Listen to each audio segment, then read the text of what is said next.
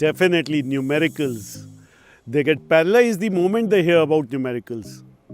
However, solving numericals is the easiest thing they can come across. And let me tell you, there's no trick or trade, no tip for this. Solving numericals, it's a basic methodology. Simply follow these steps which I'm going to tell you and you'll see the magic. First, write down all, of course, read the numerical twice before writing down anything. Copy down all the quantities along with their values in their symbols. The moment you've done that, the way they are given in the units, now see whether they are in SI unit or not.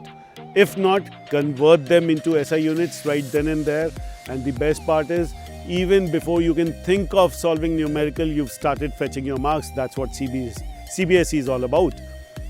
Next, also write down the symbol of the physical quantity which has to be calculated. Put a question mark along with its unit.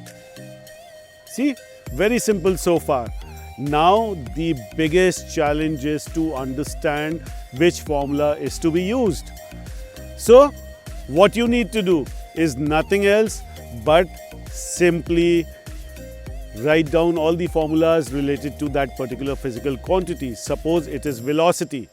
So small v is the symbol. Think of as many formulas which you can related to small v. Write them down. Hardly as per your course you are going to get 2 or 3 formulas. Now see which formula has only and only those symbols which are involved. That's it. You've got the magic. You are the magician. Put down the formula, write down the values, do the calculation. Now, in the end, just remember one thing. Make sure you do not leave your answer in the fraction form and do remember to write the SI unit. It's all done. The world is yours. Thank you.